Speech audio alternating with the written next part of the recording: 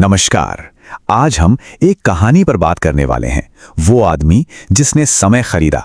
नाम सुनकर लगता है अरे ये कैसे हो सकता है, पर यकीन मानिए ये कहानी हमारी आज की भाग दौड़ भरी जिंदगी पर एक बहुत ही गहरा सबक देती है। तो चलिए शुरू करते हैं।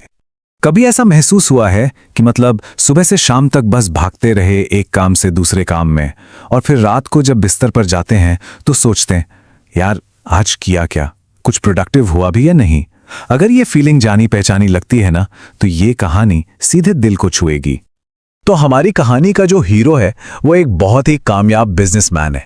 उसके पास सब कुछ है, पैसा, नाम, शोहरत, बस एक चीज नहीं है, और वो है वक्त। वो हमेशा भाग रहा है, हमेशा टेंशन में और हमेशा लेट। कहीं ना कहीं हम सब उसकी इस हालत से रिलेट कर सकते हैं, है ना। थोड़ा बहुत तो हम सब में उसका हिस्सा है। तो होता यह है कि उसकी इसी भागदौड़ वाली जिंदगी में एक दिन अचानक से एक ब्रेक लगता है। एक शाम वो यूं ही सड़क के किनारे एक पुराने थोड़े रहस्यमयी से स्टॉल पर रुक जाता है, जहां एक बूढ़ा आदमी घड़ियां बेच रहा था। वो बिजनेसमैन बस एक घड़ी उठाने ही वाला था कि वो बूढ़ा दुकानदार एक हल्की सी मुस्कान के साथ कहता है, जनाब मैं सिर्फ घड़ियां नहीं बेचता, मैं समय बेचता हूं। जरा सोचिए इस लाइन के बारे में। ये एक लाइन ही काफी थी उसे वहीं का वहीं रोक देने के लिए, और बस यहीं से हमारी कहानी का असली जादू शुरू होता है। तो आखिर ऐसा क्या खास था इस घड़ी में? देखिए, ये कोई आम घड़ी नहीं थी जो सिर्फ घंटे और मिनट बताए। नहीं, ये तो नजरिया बदलने वाली चीज थी। ये नहीं बताती थी कि कितना समय गुजर गया, बल्कि ये बताती थी कि कितना समय बर्बाद हो गया। चलिए जरा इसके राज को और करीब से समझते हैं। इस घड़ी पर ना 3 अलग अलग सुइयां थीं, 3 डायल। पहला डायल वो समय को दिखाता था जो सच में जरूरी चीजों पर खर्च हुआ। दूसरा डायल वो समय जो फालतू की चीजों में बर्बाद हुआ। और तीसरा डायल जिंदगी में बचे हुए घंटों का एक अंदाजा दिखाता था। है ना कमाल की चीज।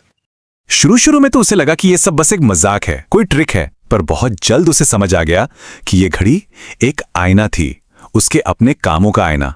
जैसे जब वो फोन पर घंटों बेकार की स्क्रोलिंग करता तो दूसरा वाला डायल जो बर्बादी का था वो तेजी से घूमता, पर जैसे ही वो अपनी बेटी के साथ खेलने बैठता, पहला वाला डायल जो जरूरी कामों का था वो आगे बढ़ जाता।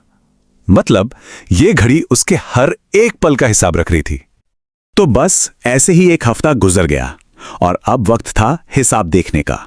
बिजनेसमैन ने थोड़ी घबराहट के साथ घड़ी पर नजर डाली, और जो नतीजा उसके सामने आया वो सच में एक झटके से कम नहीं था। आइए देखते हैं कि उसका एक हफ्ता आखिर गया तो गया कहां। जरा इस चार्ट को देखिए। पूरे एक हफ्ते में, पूरे 7 दिनों में सिर्फ 8 घंटे ऐसे कामों में लगे जो उसके लिए मायने रखते थे, और 56 घंटे वो सीधे सीधे बर्बाद हो गए। ये आंकड़े किसी के भी होश उड़ाने के लिए काफी थे। और अगर इसी चीज को हम प्रतिशत में देखें तो तस्वीर और भी डरावनी हो जाती है। उसके पूरे हफ्ते का सिर्फ 5% हिस्सा ही काम का था, बाकी 95% या तो बर्बाद हुआ या फिर ऐसी चीजों में गया जिनका कोई मतलब ही नहीं था। और फिर उसकी नजर पड़ी तीसरे डायल पर, 2,19,000। ये नंबर क्या था? ये उसकी जिंदगी के बचे हुए घंटे थे। देखिए, जब हम अपनी जिंदगी को सालों में सोचते हैं ना, तो लगता है अरे बहुत टाइम है, लेकिन जब उसे घंटों में देखते हैं तो अचानक से हर एक घंटा बहुत ज्यादा कीमती लगने लगता है ना। ये वो पल था, वो वेकअप कॉल जब उसे असली झटका लगा। उसके दिमाग में बस एक ही सवाल गूंज रहा था, क्या मेरे पास सिर्फ 2,19,000 घंटे बचे हैं और मैं उनमें से 80% से ज्यादा बर्बाद कर रहा हूं? बस इस एक सवाल ने उसकी पूरी दुनिया हिला के रख दी। तो ठीक है, प्रॉब्लम तो पता चल गई, लेकिन अब सवाल था कि इसे ठीक कैसे करें। देखिए, ये घड़ी सिर्फ प्रॉब्लम नहीं बताती, ये बदलाव का रास्ता भी दिखाती है। और ये रास्ता डायल 1 और डायल 2 के बीच का जो फर्क है उसे समझने में छिपा है। उस बूढ़े दुकानदार का असली राज ना बहुत ही सीधा साधा था। ये घड़ी टाइम को मैनेज या कंट्रोल नहीं करती, ये सिर्फ एक चीज पैदा करती है, अवेयरनेस, जागरूकता। हम में से ज्यादातर लोग अपनी जिंदगी बस इसलिए बर्बाद करते रहते हैं क्योंकि उन्हें एहसास ही नहीं होता कि वो बर्बाद हो रही है। हम सब बस कल कर लेंगे के भरोसे बैठे रहते हैं। तो ये डायल 1 और डायल 2 आखिर हैं क्या? देखिए, डायल 1 का मतलब है वो समय जो परिवार के साथ बिताया, अपनी सेहत पर ध्यान दिया, कुछ नया सीखा या कुछ क्रिएटिव किया। और डायल 2 वो है घंटों तक सोशल मीडिया पर स्क्रॉलिंग, बेकार की गॉसिप, फालतू की टेंशन लेना, और हाँ, वो मीटिंग्स जिनका कोई नतीजा ही नहीं निकलता। और सबसे दिलचस्प बात क्या है पता है? जरूरी क्या है ये हर इंसान के लिए अलग हो सकता है, पर बर्बादी क्या है ये हम सब लगभग एक जैसा ही समझते हैं। तो चलिए अब कहानी के आखिरी पड़ाव पर चलते हैं।